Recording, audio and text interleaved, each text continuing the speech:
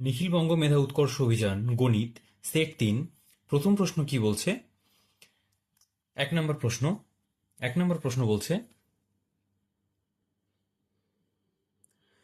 ৪৫৩০৫ সংখ্যাটিতে দুটি পাঁচের স্থানীয় মানের অন্তরফল কত?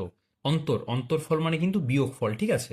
তাহলে কি বলেছে? সংখ্যাটি আছে ৪৫৩০৫, এই ৫ আর এই ৫।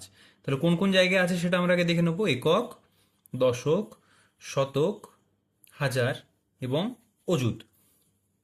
তাহলে এই যে আছে এই হাজার আর এই যে একক, এখানে হচ্ছে এর কি বলেছে? স্থানীয় মানের। তাহলে স্থানীয় মান আমরা কিভাবে বের করি? অনেক রকম নিয়ম আছে, ২-৩ রকম নিয়ম আছে, সেগুলো আমরা ধীরে ধীরে জানবো। কিন্তু সব থেকে সংক্ষেপে যেটা আমরা করতে পারবো সেটা আমরা চটপট জেনে নিই, ঠিক আছে? তো সেই সংক্ষেপে জানার কি নিয়ম না, ৫ এখানে আছে, তো ৫-এর পরে যতগুলো ঘর আছে অর্থাৎ ১, ২, ৩, আমরা ৩টে শূন্য বসাবো। আর এই ৫-এর পরে কি কোনো কিছু আছে? মাঝে কিছু নেই, অর্থাৎ শুধু ৫ বসবে। এককের পর কি আর কোনো ঘর আছে? নেই। তাহলে কেবলমাত্র ৫ এখানে বসবে, ঠিক আছে? এটা হচ্ছে আমাদের কি বলেছে? অন্তরফল মানে বিয়োগফল বের করতে বলেছে। তাহলে এটা কত হচ্ছে? ৪০৯৫, ৪৯৯৫, ঠিক আছে? এটা হচ্ছে আমাদের অ্যান্সার। স্থানীয় মান বের করার যে নিয়মগুলি আছে সেগুলি যদি আমি বলি তাহলে দেখো, হয়তো পরে নাও বলা হতে পারে, তাই আমরা এখানে চটপট একবার ছোট্ট মতো করে আলোচনা করে দিই। স্থানীয় মান একটি সংখ্যার দুটি মান হয়, একটা হচ্ছে স্থানীয় মান, একটা হচ্ছে স্থানীয় মান, আর একটা হচ্ছে প্রকৃত মান। স্থানীয় মান কি আর প্রকৃত মান কি?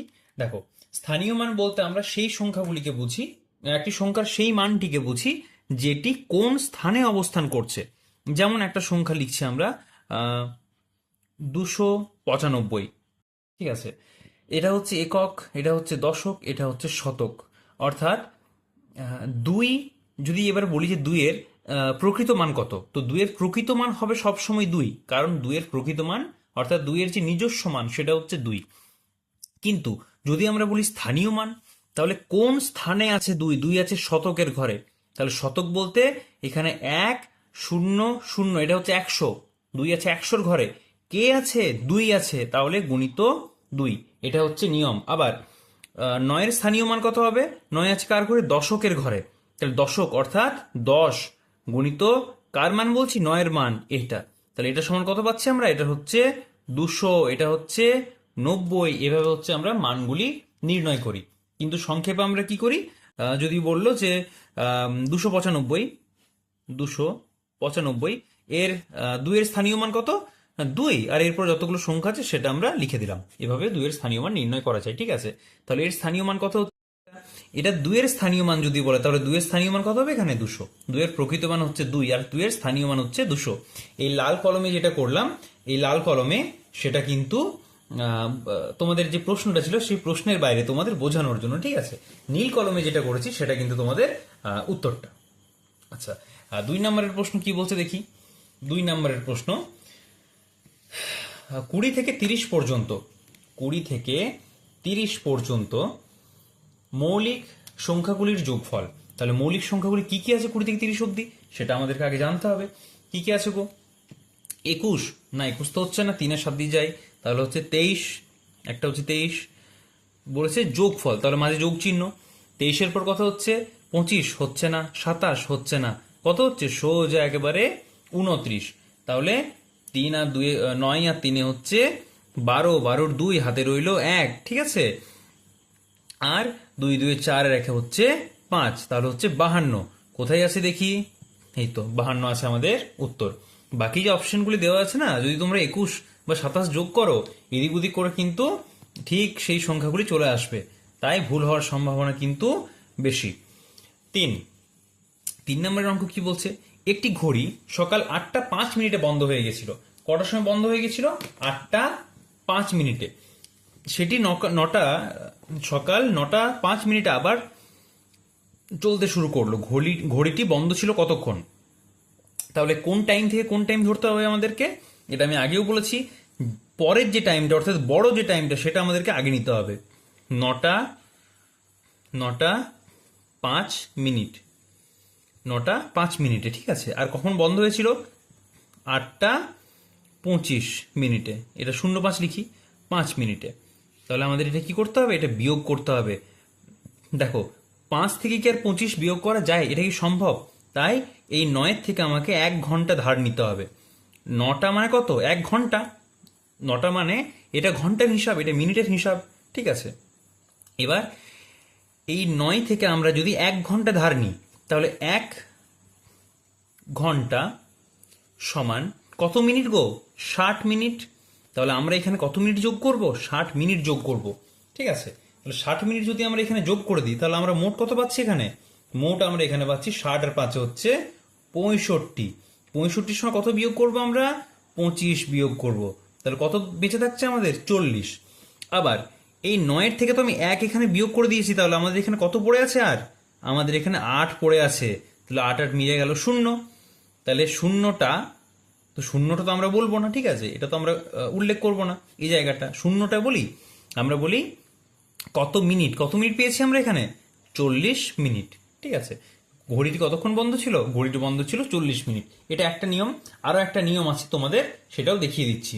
দেখো, কটার সময় বন্ধ হয়েছিল? বন্ধ হয়েছিল 8:25। তার জন্য আমাদেরকে একটা আঁকতে হবে ঘড়ি, ঠিক আছে। এটা আমরা ছোট্ট মতো একটা ঘড়ি এঁকে নিচ্ছি, ঠিক আছে। আমরা একটা ঘড়ি এখানে এঁকে নিচ্ছি। প্রথমে হচ্ছে 12, তারপরে হচ্ছে 3, তারপরে হচ্ছে 6, তারপরে হচ্ছে 9। এটা হচ্ছে আমাদের একটা ছোট্ট মতো ঘড়ি। এবার 1, 2, 4, 5, 7, 8, 11, 10, 11, ঠিক আছে। কটার সময় বন্ধ হয়েছে ঘড়িটা? 8:25। অর্থাৎ এই যে 8:25 এখানে বন্ধ হয়েছে। তারপর 8:25 এখানে হতো, ওকে, 8:25 বন্ধ হয়েছে। এবার কটায় চালু হয়েছে ঘড়িটা? 9:05। 9:05 মানে 12-র পর এখানে চালু হয়েছে। তাহলে 5, 10, আচ্ছা 1, 2, 3, 4, 5, 6, 7, 8 মিনিটের একটা কাটা যখন যায় তখন কত মিনিট হয় একটা ঘর থেকে? অর্থাৎ মিনিটের কাটা প্রতিটি ঘরে, মিনিটের কাটা প্রতিটি ঘরে, মিনিটের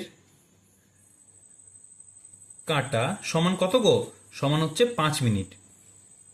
প্রতি ঘরে মিনিটের কাটা মানে হচ্ছে 5 মিনিট। আমরা কটা ঘর পেলাম? 1, 2, 3, 4, 5, 6, 7, 8।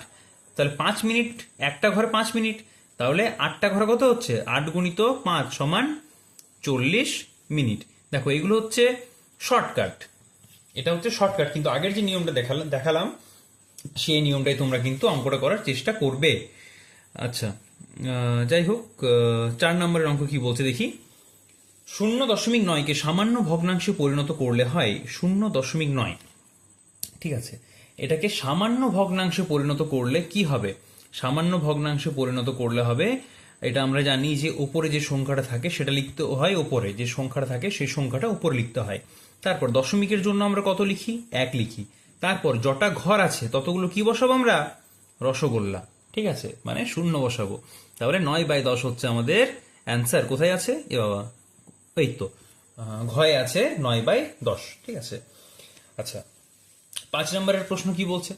5 নম্বরের প্রশ্ন বলছে 41, 48। দেখো, একটা সিরিজ আছে, ঠিক আছে। তো সিরিজটা আমরা চটপট লিখে নিই। 41, 48, 55, 62, যাই সিরিজ থাকুক তোমরা কিন্তু সিরিজটা আগে লিখবে, তারপর অঙ্কটা করার চেষ্টা করবে, ঠিক আছে। এখানে বলেছে পরবর্তী সংখ্যাটি কি হবে। তাহলে এখানে আমরা কি কি ডিফারেন্স পাচ্ছি বা কি কি সম্পর্ক পাচ্ছি সেটা আমাদেরকে আগে নির্ণয় করতে হবে। 41 থেকে 48 কি সম্পর্ক পাই? এখন তো কিছু বুঝতে পারছি না। আচ্ছা, এখানে আমরা দুটি জিনিস পাচ্ছি। একটা জিনিস আপাতত পাচ্ছি, একটা হচ্ছে 7-এর ডিফারেন্স পাচ্ছি। 41 থেকে 48 হচ্ছে 7 যোগ। আবার তারপরে কি 7 যোগ হচ্ছে? হ্যাঁ, 7 যোগ হচ্ছে। তাহলে 55-র সঙ্গে 7 যোগ করলে কি 62 হচ্ছে? হ্যাঁ। আবার 7 যোগ করলে 69। আবার যদি 7 যোগ করি তাহলে কত পাচ্ছি আমরা? 76 বা 76 পাচ্ছি। এই তো সুন্দর হয়ে গেল। তাহলে 6 নম্বরের অঙ্ক। 1 কিগ্রা আলুর দাম 21 টাকা হলে 1 কেজি আলুর দাম 21 টাকা, ঠিক আছে। দেখি তো তোমরা কেউ বাজার যাও কিনা, বাড়ির আহ, কারোর সাথে, মা বাবার সাথে বা দাদুর সাথে, ঠাম্মার সাথে। তাহলে যদি জানো তোমরা 1 কিলো আলুর দাম কত বর্তমান দিনে, সেটা তোমরা অবশ্যই কমেন্ট করে জানাও। একটু মজাদার বিষয়টা, কিন্তু তাও তোমরা কমেন্ট করে জানাও। আচ্ছা, 1 কিগ্রা আলুর দাম 21 টাকা। তাহলে 1 কেজি আলুর দাম, 1 কেজি, কিগ্রাকে তুমি কেজি লিখতে পারো, কোনো সমস্যা নেই। 1 কিগ্রা আলুর দাম 21 টাকা। তাহলে কত কিগ্রা বলেছে? 1/3 কিগ্রা। তাহলে 1 কেজি তো হচ্ছে 21 টাকা, ঠিক আছে। এবার কি বলেছে? 1/3 কিগ্রা, এটার সঙ্গে কত হবে? 21 দিয়ে আমরা 21 সাথে গুণ হবে, তাহলে 3 7 সমান হচ্ছে 7 টাকা, ঠিক আছে। 7 টাকা, এই তো 7 টাকা অপশন আছে, ঠিক আছে। 7 টাকা। 7 নাম্বার কি বলছে? 1 মিটার, 1 মিটার 1 মিটার 1 সেন্টিমিটারের কত গুণ? আচ্ছা আচ্ছা, বাহ, খুব ভালো প্রশ্ন, কনফিউজ করা প্রশ্ন। তাহলে এটার জন্য আমাদের একটা জিনিস লিখতে হয়। কি লিখতে হয়? কিমি, হেমি, ডেকামি, মি, ডেসিমি। এগুলো তোমাদের মুখস্থ না থাকলে কিন্তু পরে সমস্যায় পড়বে, অঙ্ক করার সময় সমস্যায় পড়বে, ঠিক আছে। ডেসিমি, সেন্টিমি, মিলিমিটার, মিলিমি, এগুলো তোমরা যদি ভিডিওগুলো কন্টিনিউ দেখতে থাকো তাহলে কিন্তু এগুলো তোমাদের ওই আমার সাথে সাথে আলোচনা করতে করতে বা প্র্যাকটিস করতে করতে মুখস্থ হয়ে যাবে। আচ্ছা, তাহলে এটা যেহেতু আছে, এটা আমাদের কিভাবে করতে হবে? বলেছে 1 মিটার 1 সেন্টিমিটারের কত গুণ, অর্থাৎ কত 1 মিটার 1 সেন্টিমিটারের কত গুণ, তার মানে 1 মিটার সমান কত সেন্টিমিটার, এটাই বলতে চেয়েছে। 1 মিটার 1 সেন্টিমিটারের কত গুণ বলেছে, তাহলে সেন্টিমিটারের কত গুণ হচ্ছে? 1 মিটার সমান কত জানি আমরা? 1 মিটার সমান 100 সেন্টিমিটার। অর্থাৎ এটা কত গুণ হবে? 1 সেন্টিমিটার। আবার যদি বলি 10 সেন্টিমিটার, আবার যদি বলি 100 সেন্টিমিটার, এই 100 সেন্টিমিটার সমানই হচ্ছে তো 1 মিটার। তাহলে 1 মিটার কত গুণ হচ্ছে? 100 গুণ হচ্ছে, ঠিক আছে। চলো 8 নম্বরের প্রশ্ন। 8 নম্বরের প্রশ্ন কি বলছে দেখি। 2 3 5 7, আবার সিরিজের অঙ্ক দিচ্ছে। সিরিজের অঙ্ক কিন্তু তোমাদের খুব বেশি দিচ্ছে। তাহলে কি করতে হয় আমাদের? পরপর লিখতে হয়। 2 3 5 7 11 13, 5 7 11 13। কি কি আছে বলতো? কি কি লিঙ্ক পাচ্ছি আমরা এখানে? আমরা এখানে পাচ্ছি 2-এর সাথে 3, 3-এর সাথে 5, 5-এর সঙ্গে 7। কি করছি? দেখো, তোমরা ভাববে তাহলে এখানে হয়তো 1 যোগ হচ্ছে, এখানে 2 যোগ হচ্ছে, তাহলে এখানে 3 যোগ হবে। কিন্তু 3 যোগ হলে তো এখানে 8 হতো, তাহলে হচ্ছে না। তাহলে কিভাবে হবে? দেখো, এটা হচ্ছে একটা মৌলিক সংখ্যা, তারপরের সংখ্যা মৌলিক সংখ্যা 5, তারপরে মৌলিক সংখ্যা 7, তারপর একটা হচ্ছে 11, তারপরটা 13, তারপরের মৌলিক সংখ্যা কি? তারপরে হচ্ছে 15 না 17? হ্যাঁ, 17 হচ্ছে আমাদের অ্যান্সার। কোথায় আছে? এই তো। 9 নম্বরের প্রশ্ন। কোন মৌলিক সংখ্যার গুণনীয়ক হয়? ঠিক আছে, কোন মৌলিক সংখ্যার গুণনীয়ক বলেছে। যে কোনো মৌলিক সংখ্যার গুণনীয়ক হচ্ছে মৌলিক সংখ্যার গুণনীয়ক, গুণনীয়ক, ঠিক আছে। এটা কত হবে? 2টি, একটি সেই সংখ্যা আর একটি হচ্ছে 1, ঠিক আছে। 10 নম্বরের প্রশ্ন কি বলছে? 10 নম্বরের প্রশ্ন বলছে সমকোণী চৌপলের তলসংখ্যা কয়টি? সমকোণী চৌপলের তলসংখ্যা হচ্ছে 4টি, 1টি, 8টি না 6টি? এটি সবসময় মনে রাখবে, এটি হবে 6টি। ইট হচ্ছে একটা, তুমি ইটের দেখো না কয়টা তল, তাহলে তুমি বিষয়টা বুঝতে পারবে, ঠিক আছে। আচ্ছা, 41 থেকে 6 কতবার বিয়োগ করা যায়? 11 নম্বর অঙ্ক, এটা খুব ছোট্ট অঙ্ক, তাই আমি এখানে চটপট করিয়ে দিচ্ছি। 11 নম্বরের অঙ্ক বলছে 41 থেকে 6 কতবার বিয়োগ করা যায়। অর্থাৎ আমি 41 থেকে 6, 41 এটা 6 দিয়ে ভাগ করতে হবে। 6 6 36, কত বাকি থাকছে? 5। আর কি এটাকে ভাগ করা যায়? যায় না। তাই মোট কতবার বিয়োগ করা যাবে? মোট 6 বার বিয়োগ করা যাবে, ঠিক আছে। পরের অঙ্ক কি বলছে দেখি। 12 নম্বরে কোন সংখ্যার 3 দ্বারা বিভাজ্যতার শর্ত হলো, খুব ভালো অঙ্ক এটা। আমরা 2 3 5 আর 10, এটা কিন্তু তোমাদের বইয়ের মধ্যে আছে, একদম শেষ দিকে দেখবে, ঠিক আছে। 2 3 5 আর 10 দ্বারা বিভাজ্যতার শর্ত তোমাদের বইয়ের মধ্যে লেখা আছে। আমরা এখানে কেবলমাত্র 3 নিয়ে আলোচনা করছি, নইলে বইয়ের সরি, ভিডিওর লেন্থ কিন্তু অনেক বেশি বড় হয়ে যাবে। আচ্ছা, 3 দিয়ে বিভাজিত শর্ত হচ্ছে যে 3 দিয়ে সেই সংখ্যাগুলিকে ভাগ করা যায়, 3 দিয়ে কেবলমাত্র সেই সংখ্যাগুলিকেই ভাগ করা যায়। কোন সংখ্যাগুলিকে? না, যে সংখ্যাগুলির খুব ভালোভাবে বুঝবে, যে সংখ্যাগুলির, খুব সম্ভবত সেট 1 বা 2 এরকম একটা অঙ্ক ছিল, তোমরা যদি করেছো তাহলে তোমরা অলরেডি এটা জানো। সেই সংখ্যাগুলির যে সংখ্যাগুলির গুলির এটা র হবে, যে সংখ্যাগুলির প্রতিটি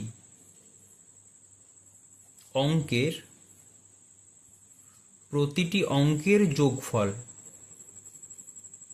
যে সংখ্যাগুলির প্রতিটি অঙ্কের যোগফল 3 দিয়ে বিভাজ্য। 3 দিয়ে বিভাজ্য কিরকম বিষয়টা? একটা সংখ্যা আছে 225, ঠিক আছে? তো এইটি হচ্ছে একটি সংখ্যা, আর এইগুলি হচ্ছে এক একটি অঙ্ক, ঠিক আছে? তাহলে প্রতিটি অঙ্কের বলেছে, মানে 2 যুক্ত 2 যুক্ত 5, প্রতিটি অঙ্কের যোগফল, তাহলে 2 2 4, 4 আর 5 হচ্ছে 9। এই 9কে কি 3 দিয়ে ভাগ করা যায়? হ্যাঁ, অবশ্যই যায়। তাহলে এই পুরো সংখ্যাটিকেও 3 দিয়ে ভাগ করা যাবে, ঠিক আছে? এটি হচ্ছে 3 দিয়ে বিভাজ্যতার শর্ত। আচ্ছা, আর একটা উদাহরণ নিই। যদি 2 5 3 থাকতো, তাহলে 2 যুক্ত 5 যুক্ত 3 কত হচ্ছে? 2 5 7, 7 আর 3 হচ্ছে 10। এই 10কে কি 3 দিয়ে ভাগ করা যায়? যায় না। তাহলে এই 2 5 3 সংখ্যাটিকেও 3 দিয়ে ভাগ করা যাবে না। 13 নম্বরের অঙ্ক। 13 নম্বরে কি বলছে দেখি। একটি পূর্ণ সংখ্যাকে ভগ্নাংশ আকারে লিখলে তার হর হবে কত? হবে হর, দেখো, একটি পূর্ণ সংখ্যা যদি থাকে 2, তাকে যদি আমরা ভগ্নাংশ আকারে লিখতে চাই তাহলে আমরা কত লিখতে হবে? 2/1। তার হর কত হচ্ছে? সবসময় 1 হবে। 14 নম্বরের অঙ্ক। 14 নম্বর কি বলছে? 10 বছর 2 মাস সমান কত মাস? ঠিক আছে, কি বলেছে? 10 বছর 2 মাস। আচ্ছা, 1 বছর সমান কত মাস গো? 1 বছর সমান কত মাস হচ্ছে? 1 বছর সমান 12 মাস। এটা আমরা সবাই জানি। 10 বছর সমান কত হচ্ছে? তাহলে 10 বছর সমান 120 মাস। 10 দিয়ে গুণ হচ্ছে, খুব স্বাভাবিক বিষয়। আরো 2 মাস বলেছে, 10 বছর 2 মাস, অর্থাৎ তার সাথে আরো 2 যোগ করবো আমরা। কত হচ্ছে? এটা সমান আমরা পাচ্ছি 122 মাস। ঠিক আছে। 15 নম্বরের অঙ্ক বলছে 100 থেকে 100 বার যোগ, 100কে 100 বার যোগ করলে যোগফল হবে। বাহ, 100কে 100 বার যোগ করলে হচ্ছে 100 গুণিত 100। ঠিক আছে, যোগের সংক্ষিপ্ত রূপ হচ্ছে গুণ। তাহলে বারবার আমি করার থেকে আমি একবারই করব। তাহলে 1 0 0 0 0, অর্থাৎ এই 1 2 3 4, এখানে 4টি আছে, খ হচ্ছে অ্যান্সার। ঠিক আছে। 16 নাম্বার, ফাঁকা ঘরে কোন চিত্রটি হবে ডান পাশ থেকে নির্বাচন করো। দেখো এটা কিরকম করে করছি আমরা। একটা ত্রিভুজ আছে, একটা চতুর্ভুজ আছে, একটা পঞ্চভুজ আছে, তাহলে এখানে একটা ষড়ভুজ হবে। আপাতত আমরা এটা পেয়েছি, যেটা 6টা বাহু থাকবে। ঠিক আছে। এবার ত্রিভুজের নিচে একটা দাগ আছে, চতুর্ভুজে আবার 2টো দাগ আছে, পঞ্চভুজে আবার 1 2 3 4 5, পঞ্চভুজের নিচে আবার একটা দাগ আছে। তাহলে ষড়ভুজ কোনটা? ষড়ভুজ হচ্ছে এটা একটা ষড়ভুজ আর এটা একটা ষড়ভুজ। ঠিক আছে। ষড়ভুজের বাইরে দাগ ছিল, চতুর্ভুজের বাইরে দাগ ছিল না ভেতরে ছিল? ভেতরে ছিল। একটা বাইরে একটা ভেতরে, একটা বাইরে একটা ভেতরে হবে। তাহলে ষড়ভুজ এই দুটো, ষড়ভুজের বাইরে দাগ না ভেতরে দাগ, কোনটা হবে? ভেতরে দাগ হবে। তাহলে এটা হচ্ছে অ্যান্সার, গয়েরটা। ছবিটি আর আমরা আঁকছি না। ঠিক আছে, শুধু শুধু সময় নষ্ট। দেখো 3 পয়সা 1 টাকার কত অংশ? তাহলে 3 পয়সা 1 টাকা সমান 100 পয়সার কত অংশ? 100 পয়সার কত অংশ? 3/100 অংশ। আর 3টি অঙ্ক আছে, এটা 17 হবে, 18 আর 19 আর 20। ঠিক আছে, আর 3টি অঙ্ক। 18 নম্বরের অঙ্ক কি বলছে, 3-এর সাথে কত যোগ করলে যোগফল 1 হবে। তাহলে যোগফল হবে 1, তার সাথে কত, 3-এর সাথে কত যোগ করলে, তাহলে এটার বিয়োগফল করলে আমরা বাকিটা পেয়ে যাব 1। এটা কিভাবে করি আমরা, 1-এর নিচে কিছু নেই মানে 1 আছে, তাহলে 1 আর 7-এর লসাগু কত হচ্ছে 7, 1 সাথে 7, 7 একে 7, আবার 7 একে 7, 1 3-এ 3, কত হচ্ছে 4/7 হচ্ছে আনসার। তাহলে 3/7-এর সাথে 4/7 যোগ করলে যোগফল কত হবে, যোগফল হবে 1। ঠিক আছে, এটা করে দেখিয়ে দেবো। আচ্ছা, 4-এর 7 যুক্ত 3-এর 7 হর একই থাকলে লসাগু সেম হয়, তাহলে 4 যুক্ত 3 সমান কত 7, তাহলে 7/7 কাটাকাটি করলে কত হচ্ছে 1/1, 1/1 সমান হচ্ছে 1। ঠিক আছে, চলো 19 নম্বরের অঙ্ক বলছে 3, 4, 5 দিয়ে কতগুলি 3 অঙ্কের সংখ্যা গঠন করা যায় এবং তাদের যোগফল কত। বা দেখো, এটা কি বলেছিলাম, 3, 4, 5, তাহলে দুটো 3 লিখবে, দুটো 4 লিখবে, আর দুটো 5 লিখবে। তারপর 4, 5, 5, 4, আবার 4 দিয়ে কি লিখবো, 3, 4, 4 দিয়ে 3, 5, 5, 3, আর 5 দিয়ে কি লিখবো, 3, 4, 4, 3। এটা হচ্ছে আমাদের সংক্ষেপিত রূপ, মানে এই সংখ্যাগুলি নির্ণয় করার সংক্ষেপিত রূপ। বা দেখো, এটা তোমাদের অনেক ক্ষেত্রে কাজে লাগবে। 5 আর 5-এ 10, আর 3 আর 3-এ 6, 6 আর 4-এ 10, তাহলে 10 10 20, আর 4 হচ্ছে 24। তোমরা এইভাবেও করতে পারো, এটাতে একটু বেশি সুবিধা হয়। ঠিক আছে, হাতে রইলো 2, এমনিও করতে পারো। 5 আর 4-এ 9, 9 আর 5-এ 14, 14 3-এ 17, 17 আর 4-এ হচ্ছে 21, 21 আর 3-এ 24। ঠিক আছে, আচ্ছা, তাহলে আমরা তো একবার পেয়ে গেছি 24, তাহলে প্রত্যেকটাতে দুটো 3, দুটো 4, দুটো 5 আছে, তাই না? তাহলে 24, আবার এটা তো 24, আর 24 আর 2 হচ্ছে 26, 26 আর 6 হাতে রয়েছে 2, এখানে কত হচ্ছে 26, তাহলে 2 6 6 4 হচ্ছে উত্তর, 2 6 6 4, এই তো। আচ্ছা, 2008 সালের প্রথম 3 মাসের মোট দিন সংখ্যা কত। 2008 সালের, তাহলে 2008 সাল ছিল লিপ ইয়ার। এইটা তোমরা নির্ণয় করতে পারবে কি পারবে না সেটার জন্যই এই অঙ্কটা দেওয়া, আর কোনো কারণ নেই। আচ্ছা, তাহলে 2008 সালের প্রথম জানুয়ারিতে কত দিন থাকে। জানুয়ারিতে আমরা কিভাবে এইভাবে কাউন্ট করতে শিখেছিলাম, জানুয়ারি 31, তারপর ফেব্রুয়ারি 28, আবার 31, আবার 30, 31 30, 31 31 30, এভাবে কাউন্ট করতে শিখিয়েছিলাম। তাহলে জানুয়ারি কত, জানুয়ারি হচ্ছে 31, ফেব্রুয়ারি কত, ফেব্রুয়ারি হচ্ছে 29, যেহেতু 2008 বলেছে। ঠিক আছে, আবার মার্চ কত, মার্চ হচ্ছে 31, তাহলে কত হচ্ছে 1, হাতে রয়েছে 1। এ বাবা, আমি যে ইংলিশও করে ফেললাম। ঠিক আছে, কোনো ব্যাপার না, তোমরা বুঝতে পারলেই হলো। ঠিক আছে, আর ওই যেহেতু জানুয়ারি ফেব্রুয়ারি ইংলিশ লিখেছি, তাই এটা আমি ইংরেজিতে লিখে ফেলেছি। আচ্ছা, 3 আর 3-এ, আচ্ছা 3 আর 4, 5 6 7 8 9, অ্যান্সার হচ্ছে 91 দিন। হ্যাঁ, 30 30 30, এদিকে 2 বেশি 1 কম, মানে হচ্ছে 31 31 31। হ্যাঁ, ঠিক আছে, একদম পারফেক্ট, 91 দিন, 91 ডেজ। সব যখন ইংলিশে হলো, এটাও কেন না হয়। তাহলে সেট 3 আমাদের হয়ে গেল। এবার হবে আমাদের সেট 4। কারোর যদি